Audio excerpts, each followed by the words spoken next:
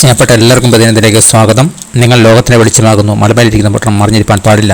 മത്തായി 5:14 വാക്യം. തന്നിൽ വിശ്വസിക്കുന്നവരുടെ ജീവിതം സ്വാഗതാർഹമായ ഒരു പ്രകാശത്തിന് തുല്യമാകണമെന്ന് യേശു പറഞ്ഞു.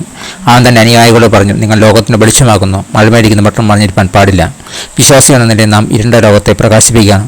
അവൻ നമ്മെ നയിക്കുകയും ശക്തീകരിക്കുകയും ചെയ്യുന്ന പോലെ അവർ നല്ല നമ്മുടെ പ്രവർത്തനങ്ങൾ കണ്ട് സ്വസ്ഥനായ നമ്മുടെ പിതാവിനെ മഹത്വപ്പെടുത്തും. നാം നമ്മുടെ വിളികൾക്ക് പ്രകാശിക്കുമ്പോൾ ലോകത്തിൻ്റെ ഒരേ ഒരു യഥാർത്ഥമായ വെളിച്ചമായ യേശുവിനെക്കുറിച്ച്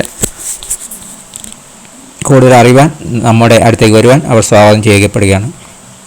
ക്ഷീണിതവും ഇരുണ്ടതുമായ ലോകത്ത് അവൻ്റെ വെളിച്ചം എപ്പോഴും നിലനിൽക്കും. നിങ്ങൾ ലൈറ്റ് തെളിച്ചിട്ടുണ്ടോ? ഇന്ന് യേശു നിങ്ങളോട് പ്രകാശിക്കുമ്പോൾ മറ്റുള്ളവർ കാണുകയും അതിൻ്റെ പ്രകാശം പ്രസരിപ്പിക്കുകയും ചെയ്തേക്കാം. ഏതെല്ലാം വിധങ്ങളിൽ നിങ്ങൾ ഇന്ന് യേശുവിന് വേണ്ടി നിങ്ങളുടെ വെളിച്ചം പ്രകാശിപ്പാനാവും?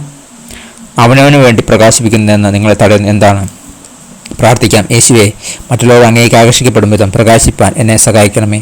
Thank God bless you. പുതിയ ദിവസം പുതിയ അനുഭവങ്ങളെ ദൈവം നിറക്കട്ടെ. God bless you in Jesus name. Amen.